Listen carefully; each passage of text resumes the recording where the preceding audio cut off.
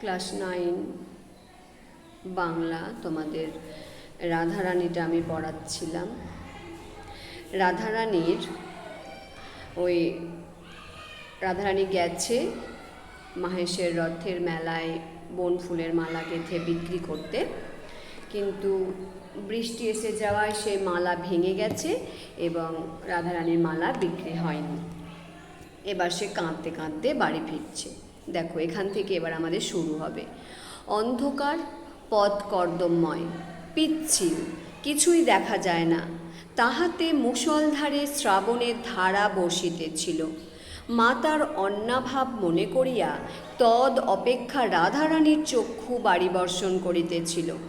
রাধারানী কাঁদিতে কাঁদিতে আছাড় খাইতেছিল, কাঁদিতে কাঁদিতে উঠিতেছিল, আবার কাঁদিতে কাঁদিতে আছাড় খাইতেছিল।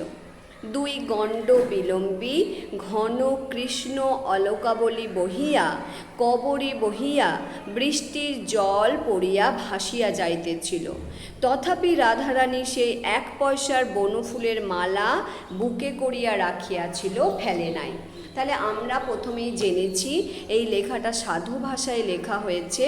এখানে পথ কীরকম বলছে, রাধারানী তো অপেক্ষা করছিল যে কিছুক্ষণ অপেক্ষা করি, বৃষ্টিটা থামলে তারপরে নিশ্চয়ই লোক জমবে, তখন মালাটা বিক্রি করে আমি বাড়ি পৌঁছতে পারবো।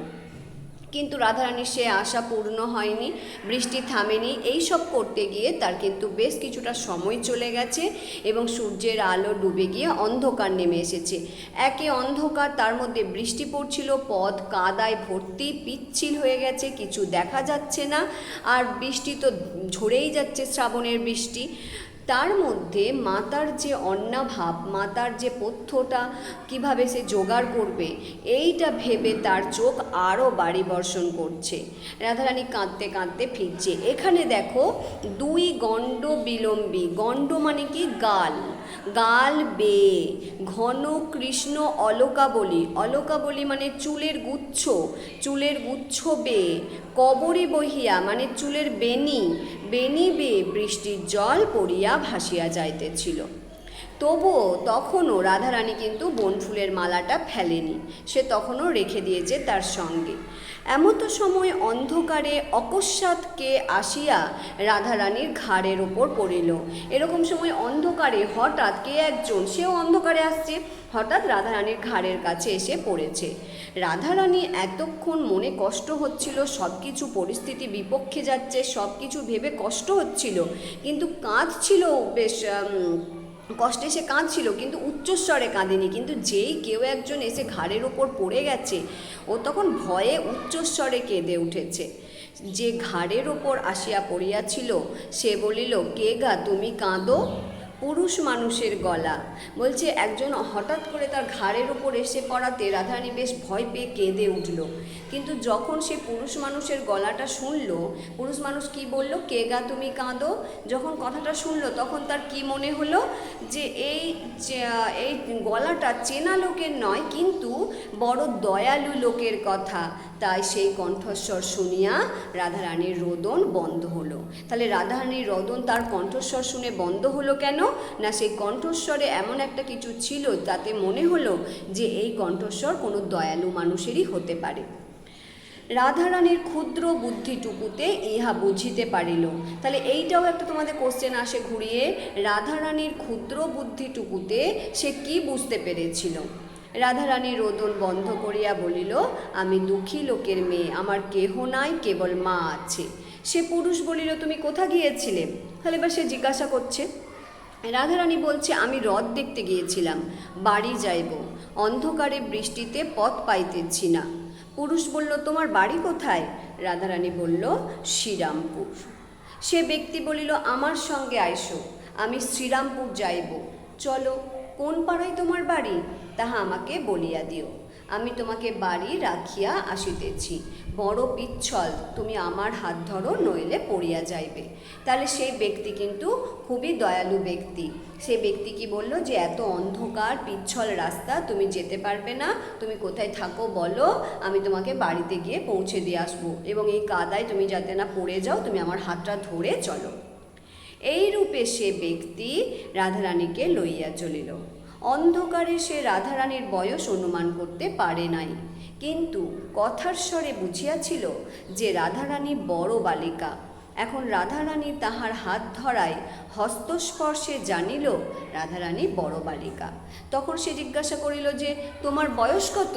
তাহলে বলছে রাধারানীকে অন্ধকারে গলার স্বর শুনে সে বুঝতে পারেনি, কিন্তু যখন হাতটা ধরলো তখন সে বুঝতে পারলো যে এ একদম বাচ্চা মেয়ে নয়, বড় বালিকা। বড় বালিকা মানে তোমরা তো পড়েইছো, একাদশ পূর্ণ হয় নাই, কিন্তু তখনকার দিনে একাদশ মানেই বড় বালিকা। রাধারানী বলছে 10-11 বছর। তোমার নাম কি? রাধারানী। হ্যাঁ রাধারানী, তুমি ছেলে মানুষ, একলা হ্রদ দেখতে গিয়েছিলে কেন? তখন সে কথায় কথায় মিষ্ট মিষ্ট কথাগুলি বলিয়া সে 1 পয়সার বনফুলের মালার সকল কথা বাহির করিয়া লইল। শুনিল যে মাতার পথ্যের জন্য বালিকা এই মালা গাঁথিয়া রথের হাটে বেচতে গিয়াছিল, রথ দেখতে যায় নাই। সে মালাও বিক্রয় হয় নাই, এক্ষণেও বালিকার হৃদয় মধ্যে লুক্কায়িত আছে। তোমরা এখানটায় দাগ দেবে,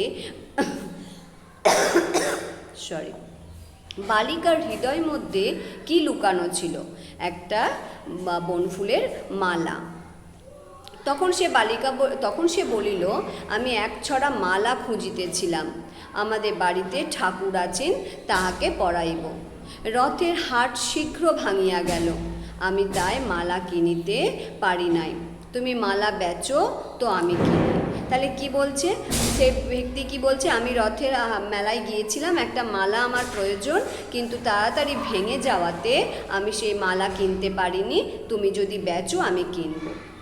রাধারানীর বড় আনন্দ হলো যে এবার সে মালাটা দিয়ে তার মায়ের জন্য পথ্য কিনতে পারবে। কিন্তু আবার আর একটা জিনিস তার মনে এলো যে আমাকে সে এত যত্ন করে হাত ধরে এই অন্ধকারে বাড়ি লইয়া যাইতেছে, তাহার কাছে দাম লইব কি প্রকারে? আবার না নিলে যে আমার মা খেতে পাবে না, তা নি। এই ভাবিয়া রাধারানী মালা সমবিবেহারীকে দিল। এখানটায় তোমরা দাগ দেবে, সমবিবেহারী কথার অর্থ কি? সমবিবেহারী কথার অর্থ সঙ্গী। সমবিবেহারী বলিল, ইহার দাম 4 পয়সা, এই লও। তাহলে মালার জন্য কত পয়সা দিয়েছিল? 4 পয়সা। সমবিবেহারী এই বলিয়া মূল্য দিল। কত মূল্য দিল? 4 পয়সা। এখানে দাগ দেবে। রাধারানী বলল, এ কি পয়সায় যে বড় বড় ঠেকছে? রাধারানীও তো বড় লোকের মেয়ে, সে তো পয়সা টাকার তফাৎটা জানে। তা পয়সাটা যখন সে হাতে পেল তখন বলছে যে এটা তো পয়সা নয়, এ তো বড় বড় ঠেকছে, ডবল পয়সা, দেখিতেছ না, 2টো বই দিই নাই। রাধারানী বলছে, তা এ যে অন্ধকারও চকচক করছে, তুমি ভুলে টাকা দাও নাই তো? তখন সেই ব্যক্তি বলছে, নতুন কলের পয়সা, তাই চকচক করছে। রাধারানী বলছে, তা আচ্ছা, ঘরে গিয়ে প্রদীপ জেলে দেখি, যদি দেখি পয়সা নয় তখন ফিরাইয়া দেব, তোমাকে সেখানে একটু দাঁড়াইতে হবে।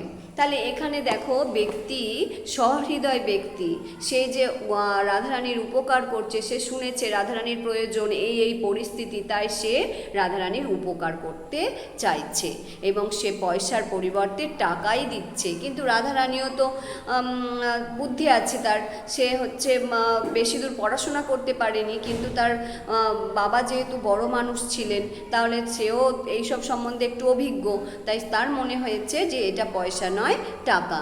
এই পর্যন্ত আজকে থাক, তোমরা পরের দিনের পড়াটা পরের দিন পড়বে। সবাই মন দিয়ে পড়াশোনা করবে, ভালো থাকবে।